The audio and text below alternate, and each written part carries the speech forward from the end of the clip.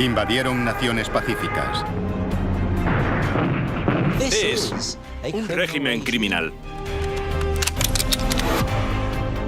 Masacraron a personas inocentes. Cometieron crímenes terribles, pero intentaron que pareciese que era lo correcto. Cometieron genocidio. Comparó a los judíos con un virus.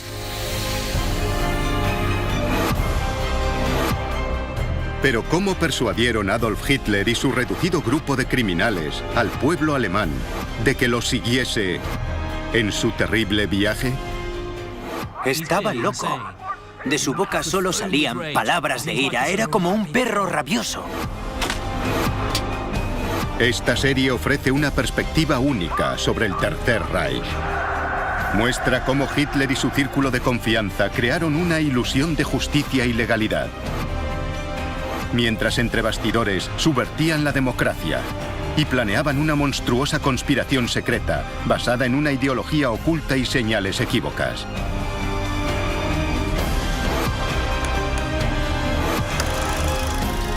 Es la historia de un régimen que no solo utilizó la violencia y la represión, sino que meticulosamente fue convirtiendo al pueblo alemán en conspirador voluntario de los peores crímenes de la historia.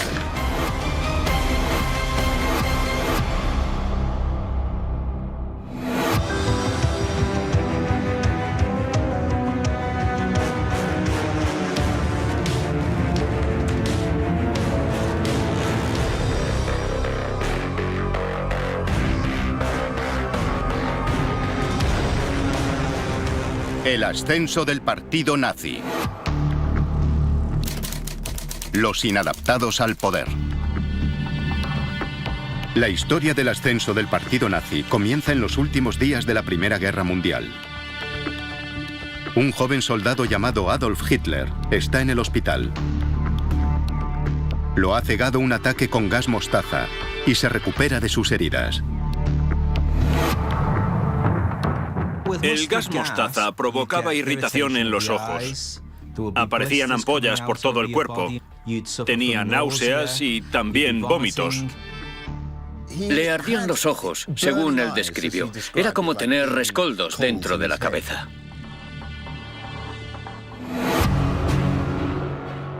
Austríaco de nacimiento, Hitler elige a Alemania como patria. Ama tanto a este país que celebra en su ciudad de adopción, Múnich, la declaración de guerra de Alemania en 1914. Se alista en el ejército y sirve a su emperador y a su país, llevando mensajes bajo el fuego en el frente. Es valiente y gana la Cruz de Hierro de primera y de segunda clase. Pero también es distante. Sus compañeros lo consideran una especie de inadaptado. Lo consideraban un tipo rarito. No hacía amigos con facilidad. No era muy sociable. Nunca lo había sido y nunca lo sería. Era una persona solitaria. La gente lo consideraba un poco extraño, un poco raro. Tiene una obsesión con la limpieza. Detesta el tabaco, el alcohol y las mujeres, y sus camaradas le llaman cuervo blanco y misógino. No le gusta participar en las actividades normales que hacían los soldados.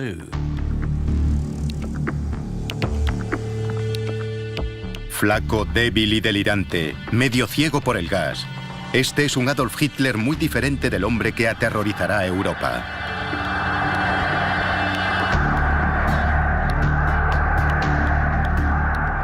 Este es Hitler, en su momento más bajo.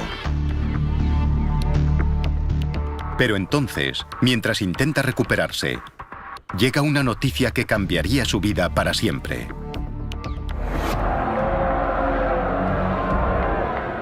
La Primera Guerra Mundial ha terminado. Alemania se ha rendido. Alemania, de alguna manera, había perdido la guerra sin que Francia o Gran Bretaña llegasen a pisar suelo alemán. Hitler es presa del desconcierto. Que de repente le digan, has perdido la guerra, de manera tan inesperada, por supuesto, lo vuelve loco. Y como sabemos, Hitler era un tipo que se ponía como loco a la menor oportunidad. La dolorosa pregunta que se hace Hitler es, ¿cómo han podido traicionarlo así? ¿Quién es el responsable de este ultraje? Paralizado por la desesperación, según sus propias palabras, se sumerge de nuevo en la ceguera.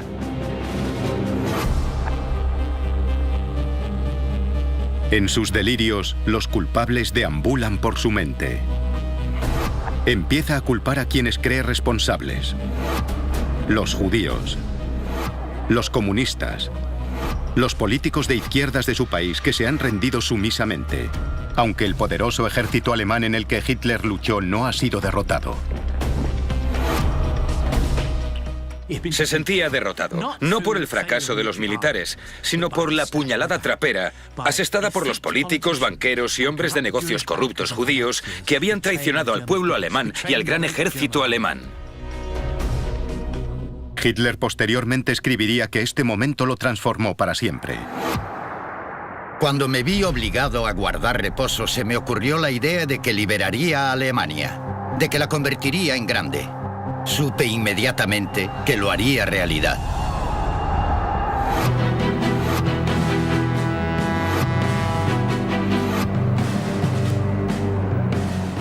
Pocos días después de la rendición alemana, Hitler se asoma perplejo y dolorido a un mundo en total caos. El otrora orgulloso pueblo alemán ahora es desdichado y ha sido pisoteado. Reinan la pobreza y el hambre. El emperador por el que él ha luchado y sufrido ha abdicado. La ley y el orden se desmoronan. La revolución recorre todo el país. Para un soldado patriota no hay nada. El ejército alemán es desmantelado. No tiene estudios ni posición social. Ninguna perspectiva.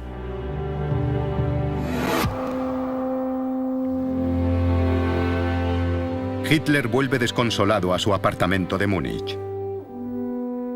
Es un hombre sin futuro en una nación rota. Y sin embargo, esta persona insignificante se transformará en el dictador más temido de la historia.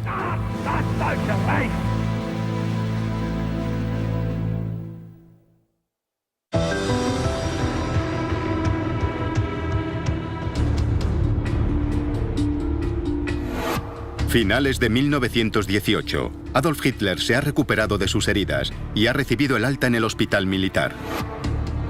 Sale convertido en un inadaptado traumatizado a un mundo desconocido en los días posteriores al final de la Primera Guerra Mundial. Su país de adopción, Alemania, ha sido derrotado. Hitler se enfrenta a un futuro incierto.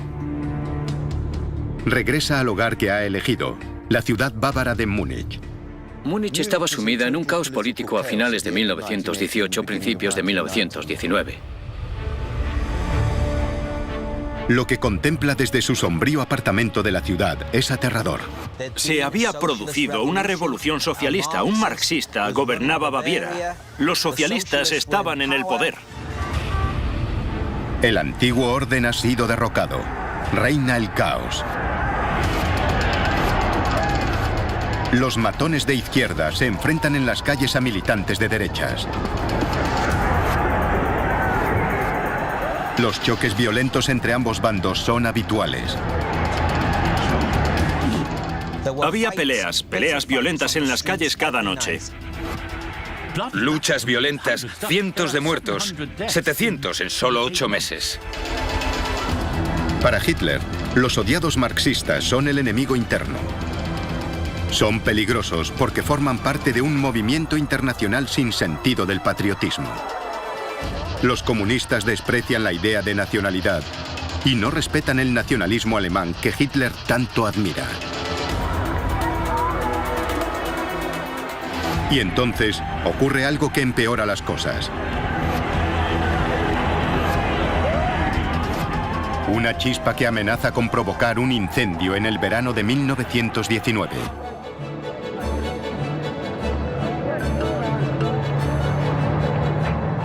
Los aliados victoriosos, llegados de toda Europa, se reúnen en París.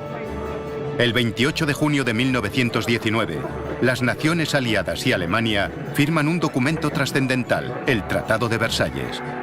El júbilo toma las calles.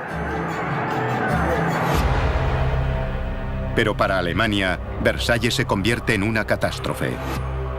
El tratado exige venganza por la Primera Guerra Mundial. Es una humillación más que afecta profundamente a Hitler.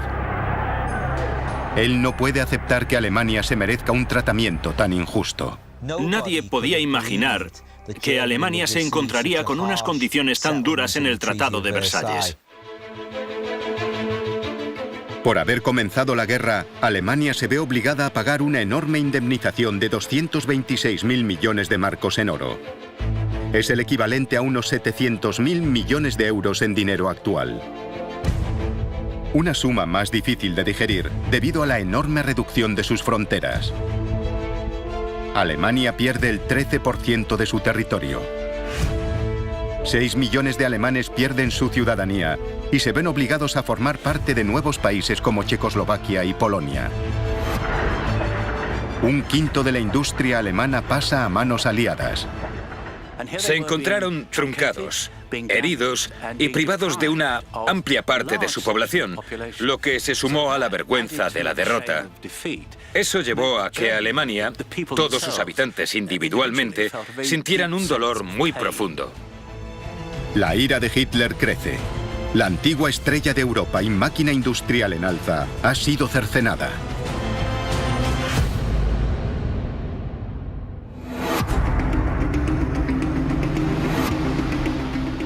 En Alemania, la mayoría de la población se limita a respirar hondo y a intentar continuar con su vida.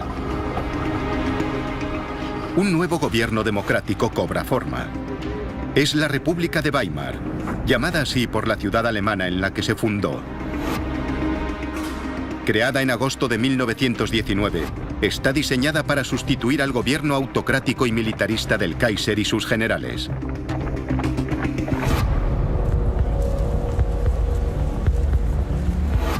Hitler considera la República de Weimar una abominación.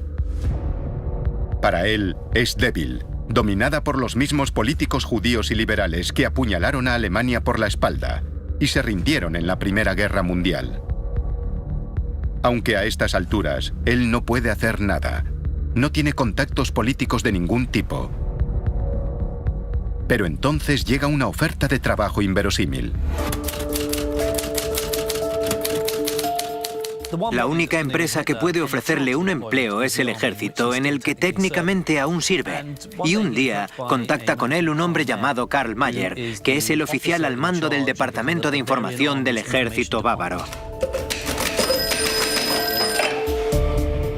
Mayer ve algo en Hitler y le ofrece un trabajo: espiar a los numerosos partidos nuevos que se reúnen en las cervecerías de la ciudad.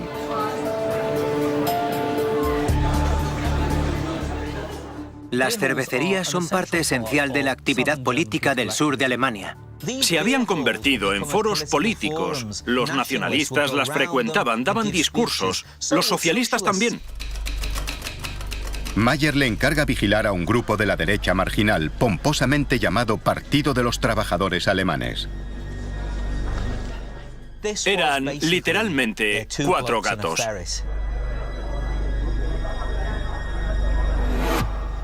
Eran aficionados. No era más que otro grupúsculo de hombres enfadados, perniciosos y antisemitas que se reunían en las cervecerías y descargaban bilis. No eran nada especial.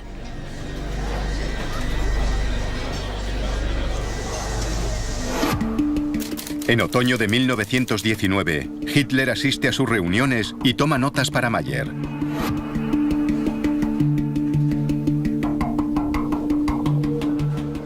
Lo que allí escucha empieza a inspirarle. Una noche ocurrió algo especial, algo le llegó al corazón. Le gusta la retórica anticomunista del partido y su odio por los judíos y los socialistas. En vez de limitarse a observar e informar, se une a ellos. Se fija en el líder del partido, Anton Dressler. Dressler le preguntó su nombre y él dijo: me llamo Adolf Hitler. Y le preguntó: ¿te interesaría unirte a mi partido? El viaje de Adolf Hitler a la política ha comenzado. Rápidamente es nombrado jefe de propaganda. Comienza a dominar el pequeño comité de liderazgo formado por 7 personas. En poco tiempo, personas como Anton Dressler se dan cuenta de que es el hombre. No pueden prescindir de él. Es el hombre que los hará avanzar. Lo que hace Hitler es aprovechar el momento en esas cervecerías de Múnich. Se sube a las mesas, pronuncia discursos apasionados que encandilan a sus oyentes. Domina de tal manera que sorprende a sus camaradas de armas.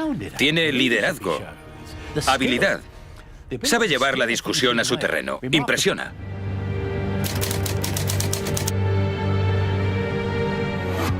En Múnich, Hitler desarrolla el texto que se convertirá en base de la ideología del partido nazi, un manifiesto de 25 puntos. Los 25 puntos se convertirían en sacrosantos en su viaje. Es el elemento central de su definición de nazis. Son como las tablas de la ley, la Biblia. Son los mandamientos. Iba contra el capitalismo sin límites, contra los judíos, contra la anarquía, contra el bolchevismo. Los objetivos en política exterior eran simples.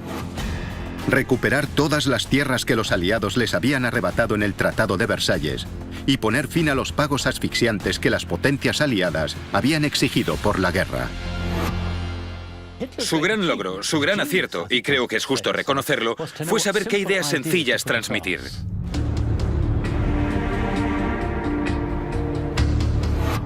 Junto al nuevo manifiesto, dotó a su partido de un nuevo nombre y un nuevo emblema. Una bandera rojo sangre con la esvástica en el centro. Uno de los elementos del genio político de Hitler es reconocer el poder de la iconografía. La imagen visceral del negro sobre rojo en los desfiles ejerce un impacto potente sobre la psique. Hay una gran genialidad en la sencillez de su mensaje. La bandera se convierte en la tarjeta de visita del partido. Incorpora los colores del viejo imperio alemán, con la antigua imagen aria de la esvástica. Sus colores eran un guiño al pasado, pero su simbología era moderna. Por supuesto, sigue la tradición de la cruz cristiana. Alemania en esa época era una sociedad increíblemente religiosa. Es una marca brutalmente sencilla. Desde el comienzo fue una marca corporativa. Junto al emblema llega el nuevo nombre: Partido Nacional Socialista de los Trabajadores, o nazi. El partido nazi había nacido. Hitler intentó unir dos fuerzas: el socialismo, que tenía un enorme atractivo para la clase obrera alemana, y el nacionalismo en uno. En 1921, Hitler se convierte en líder de los nazis. En esta fase, su nuevo movimiento no cree en la democracia. Quiere hacerse con el poder por la fuerza. Esta propuesta encuentra eco entre un nuevo asistente a las reuniones, un hombre que ayudará a los nazis a alcanzar sus máximas cotas: Hermann Göring.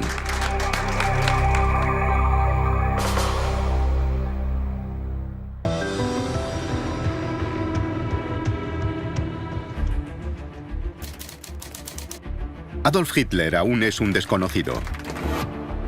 Ha canalizado sus energías políticas hacia el recién nacido y modesto partido nazi. Pero tiene un proyecto osado: cambiar la fortuna de Alemania. Sus ambiciones empiezan a calar entre muchos compatriotas. Entre ellos, un joven, Hermann Göring. Göring, al igual que Hitler, es veterano de la Primera Guerra Mundial. Pero a diferencia de Hitler, su hoja de servicios es legendaria. Era una estrella, era famoso, era un personaje extravagante. Todavía no se había convertido en la caricatura gorda con la que estamos familiarizados hoy. Era delgado y atractivo. Al principio sirvió en infantería,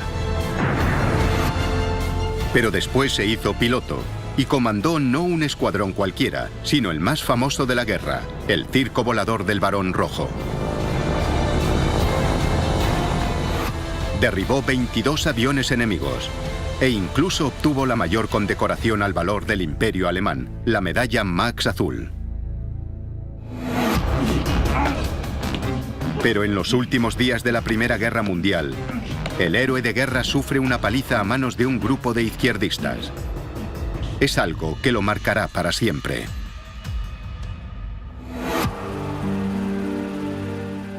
La humillación empeora tras la guerra. Está sin empleo. Pasa los días buscando trabajo. Al igual que Hitler, le horroriza el estado en el que se encuentra Alemania.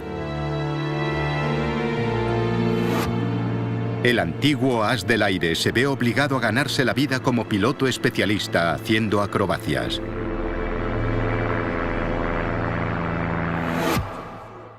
Un lunes por la noche escucha una charla de Hitler. Goering se queda impresionado. Dice, por fin he encontrado a alguien con un objetivo claro y nítido. De repente hay un momento de epifanía para Goering. Este es el hombre. Un día después de asistir a la charla de Hitler, los que se convertirán en los nazis más poderosos de la historia se conocen. Hitler capta a Goering inmediatamente y lo recluta para el partido. Cuando Hitler y Goering se conocieron, congeniaron. Goering representaba para Hitler el héroe de guerra que siempre había buscado. En cuanto a Goering, no le seducen todas las ideas políticas de Hitler, pero sí que le seduce la perspectiva del poder. Es un tipo astuto, egoísta, que ve en la política del partido nazi un medio de autopromoción. Juntos, empiezan a sacar al todavía balbuceante partido nazi de la sombra hacia la vida pública. Hitler comienza a actuar a la luz, pero a muy pequeña escala. Pule su oratoria en las cervecerías y sótanos de Múnich. Hitler emerge muy rápidamente. Sabe cómo llegar al populacho. Es sensible con el estado de ánimo ajeno. Sabe cuándo callar, cuándo alzar la voz. Sabe manipular. Sabe lo que la multitud quiere oír. Les da lo que quieren. Pero la oratoria encendida no es el único medio que usa para transmitir su mensaje. En diciembre de 1920 compra un semanario, el Volkische Beobachter. Se da cuenta de que necesita operar a una escala mayor. Compra acciones del Volkischer Beobachter, donde el uso de grandes titulares se combina con contenido e imágenes que llaman la atención para forjar la imagen de un partido que es al mismo tiempo reaccionario en contenido, pero increíblemente moderno. Esto ilustra, creo yo, la utilización por parte de los nazis de todas las formas de comunicación modernas antes de que el resto de partidos se percatase de ello. El periódico se convierte en una poderosa herramienta para llevar el mensaje nazi a un público más amplio. Su tirada pasa de los 8.000 a los 25.000 ejemplares.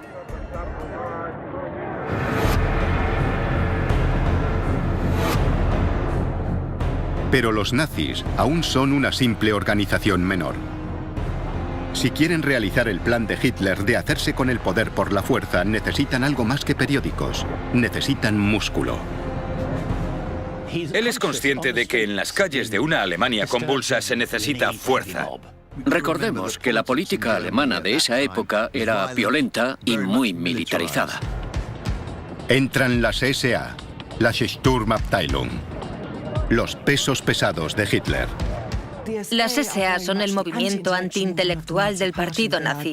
Son personas descontentas que se han colado por las grietas del sistema. Muchos son jóvenes desempleados, para quienes la promesa del capitalismo de Weimar no se ha hecho realidad. El mensaje para reclutarlos es simple. Uníos a nuestra causa, os daremos un uniforme. Os dejaremos abrir cabezas. Dar palizas a comunistas y judíos. Os lo pasaréis bomba. Y además os daremos cerveza. Las SA uniformadas participan en peleas callejeras. Expulsan a los alborotadores de las reuniones. Intimidan a los rivales. Pero no son disciplinadas.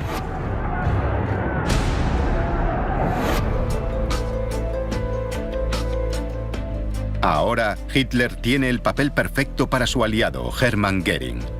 En 1923 lo coloca al mando de las SA.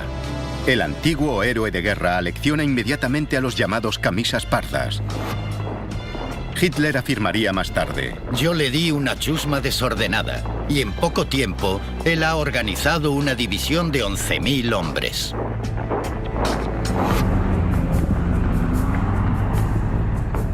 Por ahora, la afiliación al partido nazi aún es modesta, pero alcanza ya los 14.000 miembros, cuando Hitler había comenzado con 2.000.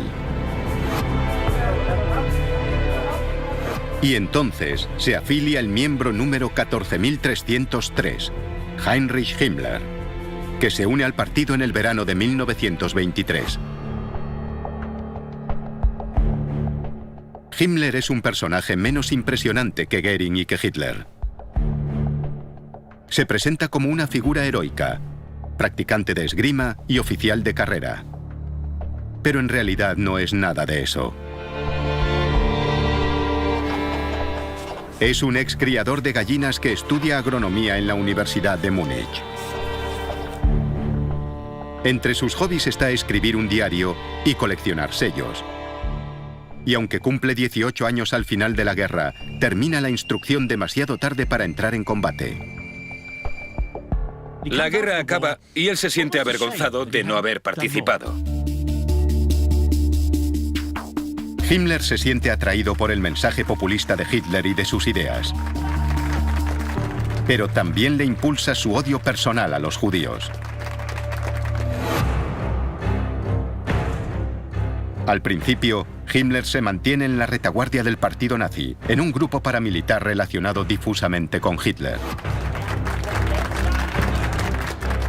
Hay pocas señales de que se convertirá en el antisemita más temido y cruel de todos. No obstante, los tres personajes principales del partido nazi, los tres inadaptados que marcarían el futuro del partido, ya están situados. Solo necesitan una oportunidad para actuar.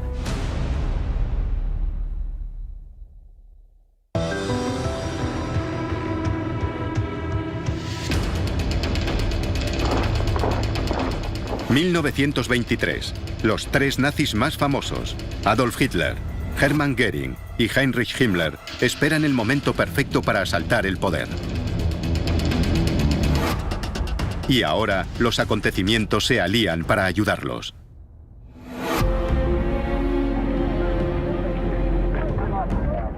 Alemania está sumida en el desastre económico.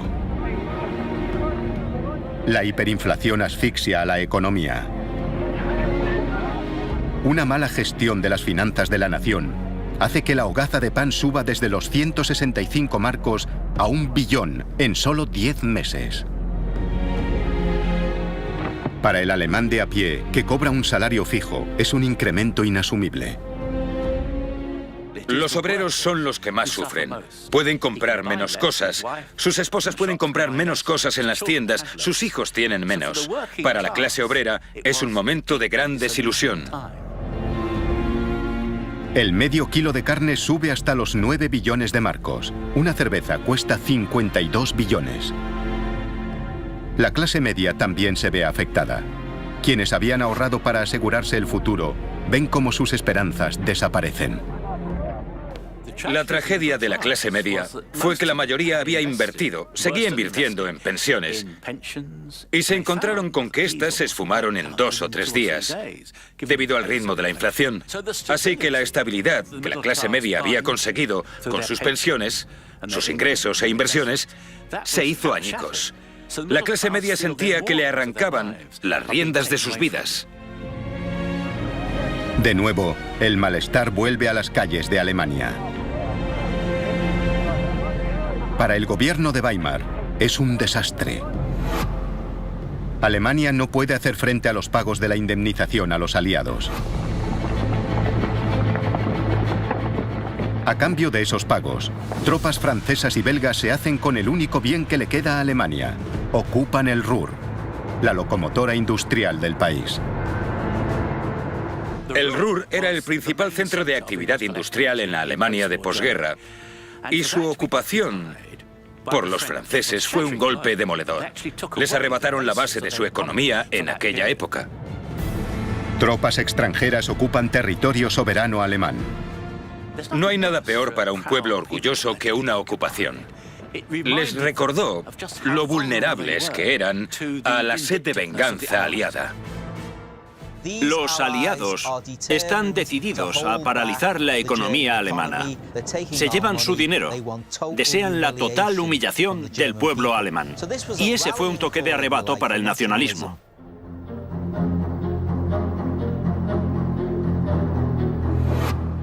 En Múnich, Hitler ha ascendido a jefe de la Bayerische Kampfbund, una organización de revolucionarios de derechas. Es como una liga de combate, un conjunto de grupos nacionalistas y militaristas de comienzos de los años 20. El grupo se une en torno a una idea. La República de Weimar debe acabar. Ese es su momento. Hay caos. Es el momento perfecto para que un grupo se haga con el control. La pregunta es, ¿cómo? La trama empieza a fraguarse. Se fragua en reuniones secretas, en cenas.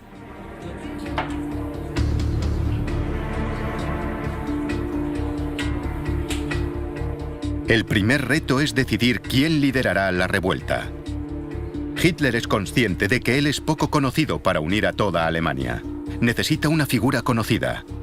Y tiene a la persona adecuada en mente. El general Erich Ludendorff, héroe nacional de la derecha alemana y uno de los grandes comandantes de la Primera Guerra Mundial. Ludendorff tenía una posición militar realmente atractiva para los nazis, que estarían encantados de que se uniese a su causa, así que hicieron todo lo posible. A continuación, los conspiradores debaten la mecánica para hacerse con el poder. El objetivo es contestar al gobierno bávaro de Múnich como primer paso para cuestionar al gobierno central alemán. Primero, Hitler secuestrará una reunión política importante de los líderes de Baviera, en la que estará presente el primer ministro del Estado, Gustav von Kahr. Obligará a von Kahr y a los líderes de la policía del Estado y del ejército a unirse al golpe. Ludendorff será vital para persuadir a los tres hombres de que se unan a la causa. Si alguien tan veterano y distinguido como Ludendorff apoyaba a los nazis y a Hitler, este alcanzaría un enorme prestigio. Con von Kahr y los otros dos de su parte, Hitler cree que el ejército y la policía se unirán a la revuelta. Simultáneamente, otras unidades, entre ellas las SA de Himmler, tomarán el control de los edificios claves del ejército y la policía en Múnich. La fecha ya está fijada.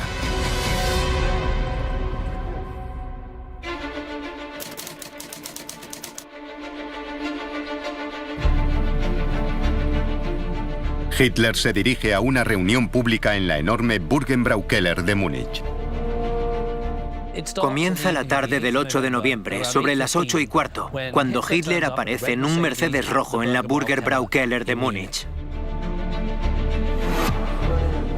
Dentro, Gustav von Kahr se dirige a la multitud. Junto a él están los jefes de la policía y el ejército bávaros. El triunvirato de hombres que gobernaba Baviera en aquella época está en la misma cervecería al mismo tiempo. Hitler decidió presentarse en la Burgerbrau Keller, tomar la iniciativa en la reunión e instar a von Kahr y al triunvirato a que respaldasen la revolución. Por todo Múnich, los activistas de las SA reciben la orden de vestirse de uniforme y dirigirse a puntos de encuentro repartidos por la ciudad, donde les entregarán armas. Enseguida, hombres de las SA armados con rifles y cascos de acero llegan en camiones a la cervecería. Junto a 600 hombres de las SA, Hitler irrumpe en la reunión de 3000 personas. Hitler es muy teatral. Se dirige al estrado, pistola en mano. Y proclama: la revolución nacional ha comenzado.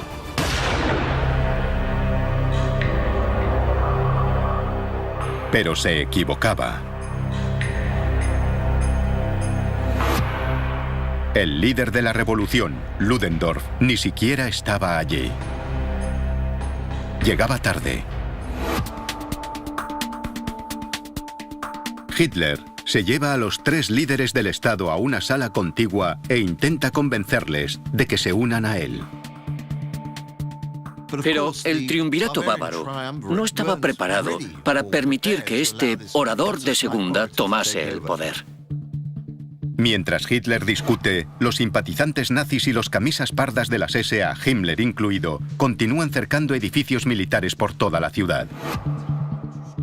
Hitler tiene que revertir la situación. Hitler necesita a estas personas de su parte para tener éxito. Pistola en mano, amenaza con matarlos. Pero ellos ni se inmutan. Son horas de lo que llamaríamos negociación. Aunque los políticos bávaros son reticentes a unirse a Hitler, pero él necesita que se unan a su bando.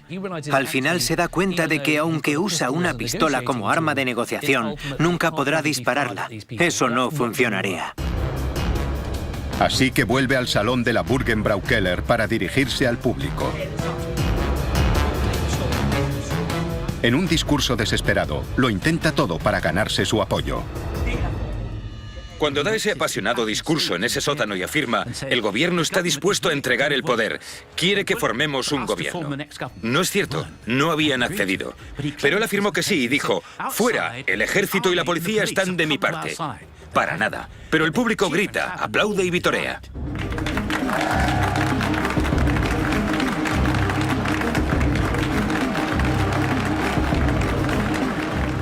Finalmente, llega Ludendorff. El ambiente está caldeado.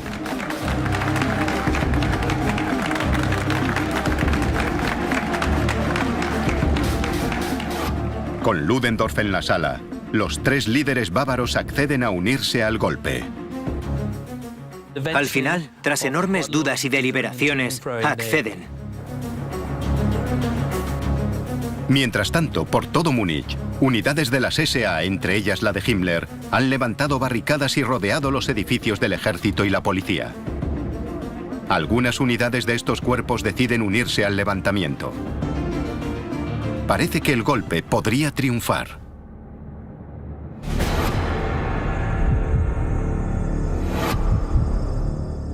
Pero en otros cuarteles, los soldados se niegan a unirse a los nazis. Con el golpe en juego, todo depende del siguiente movimiento de Adolf Hitler.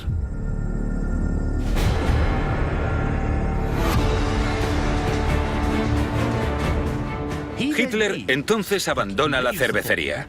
Deja que Ludendorff se haga con el control. Mientras Hitler recorre la ciudad para comprobar los progresos de su putsch, Ludendorff deja marchar a los líderes bávaros. Ludendorff, imprudentemente, aceptó la palabra de von Kahr y de sus jefes militares y de la policía de que serían buenos y apoyarían el golpe, y los dejó marchar. Pero lo que hace von Kahr es reunir a las tropas contra Hitler. Kahr se retracta y declara: no, estoy aquí para controlar las cosas. Hitler vuelve entonces a la cervecería y comete un error crítico. En vez de salir a la calle e intentar ganarse a más militares y policías, espera. convencido de que se sumarán a su causa de todos modos, y se queda allí, sin hacer nada, durante varias horas. Se quedan en el sótano un tiempo, esperando que los de fuera se adhieran a sus ideas. Para entonces la gente ya está sobria y ya no es lo mismo. Mientras Hitler vacila, en Berlín la noticia del putsch llega al gobierno. Inmediatamente se dicta un bando declarando a Hitler y a sus fieles culpables de alta traición. Era alta traición. No lo olvidemos, cometer traición, atacar a un gobierno legal, no era peccata minuta. Los conspiradores de Múnich se enfrentan ahora a la pena de muerte. Pero es Ludendorff quien toma el mando. Y Ludendorff, al más puro estilo prusiano, dice: «Wir marschieren, marcharemos».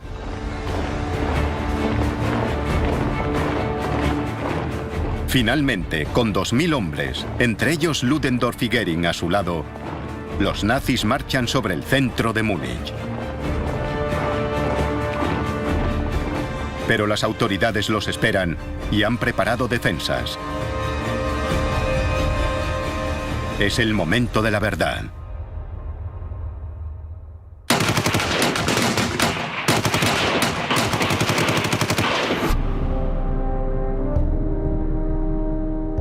...16 nazis mueren. Göring está entre los heridos. Los años siguientes, el relato oficial nazi contará una versión muy heroica de esos hechos, en los que apenas se mencionará a los 4 policías muertos. Ni tampoco se reparará en cómo Hitler y Himmler huyeron del campo de batalla. Hitler escapa en una ambulancia. Huye del lugar del crimen, por así decirlo. No es un acto muy heroico, que digamos, y acaba siendo detenido un par de días después. Y así, el putsch pasa a ser un motivo de celebración para la mitología nazi, en un acto anual que se recordará en el calendario del partido. Erigió unos enormes monumentos en su honor, en pleno centro de Múnich, cerca de donde habían sido abatidos.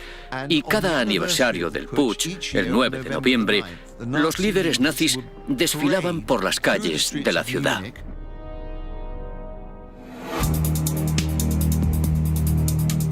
Pero en 1924 parece que todo ha terminado para Adolf Hitler. Ha sido detenido. Su partido nazi ha sido ilegalizado por intentar un golpe de Estado.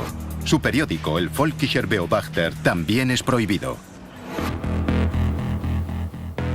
Sin embargo, aunque parece que se encamina al desastre, Hitler ha aprendido una lección crucial que a la larga lo llevaría al poder. Actuar al margen de la política no funciona. La mayoría del pueblo no apoya a partidos que intentan hacerse con el poder por la fuerza. Si quiere cumplir su destino y convertirse en el líder de Alemania, tendrá que encontrar otro camino. La principal lección que Hitler aprendió del golpe fue que la violencia no funciona, y menos la violencia que no tiene éxito. Se dio cuenta de que si quería llegar al poder, tendría que hacerlo legalmente. Habría que hacerlo a través del sistema electoral. Nos ganaremos al pueblo. No necesitamos una mayoría, solo que nuestras ideas triunfen. De modo que aunque el golpe de Estado de Hitler fue un fracaso total, en realidad, el ascenso de los nazis no ha hecho más que comenzar.